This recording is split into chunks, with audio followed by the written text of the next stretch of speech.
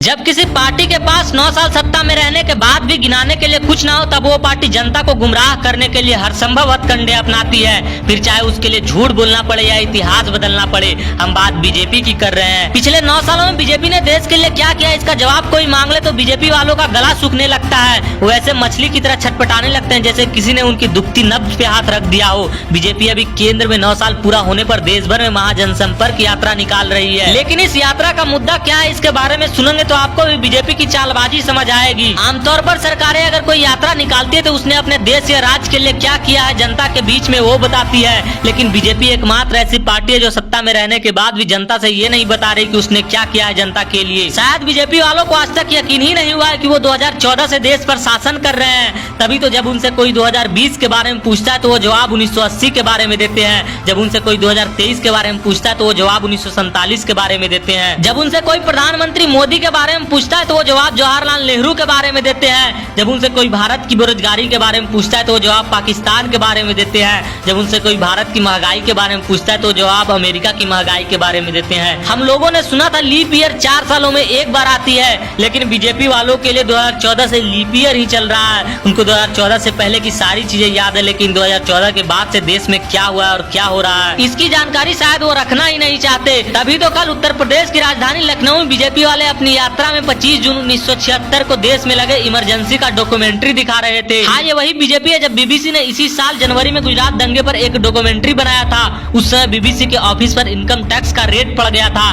भारत सरकार ने उस डॉक्यूमेंट्री को ही बैन कर दिया। इस बात के लिए बीजेपी से कोई सवाल कर दे तो वो इसका उत्तर देने के लिए बगले झांकने लगेंगे। अभी मणिपुर में दंगे हो रहे हैं लेकिन सरकार उस पर खामोश है। अभी हाल में 500 लोगों की एक ट्रेन दुर्घटना में जान चली गई, लेकिन किसी एक भी जिम्मेदार व्यक्ति का इस्तीफा नहीं हुआ। अभी उत्तराखंड के उत्तरकाशी में मुस्लिमों का पलायन हो रहा है, लेकिन सरकार खामोश है। हर दिन सैकड़ों हत्याएं हो रही है, कभी जज के सामने तो कभी पुलिस कस्टडी में, लेकिन सरकार रामराज होने की बात करती है। देश के पहलवान सड़क पर थे न्याय के लिए, फिर भी बृजभूषण गिरफ्तार नहीं हुआ।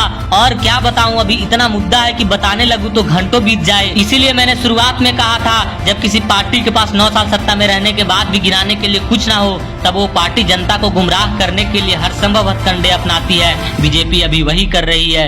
News inside.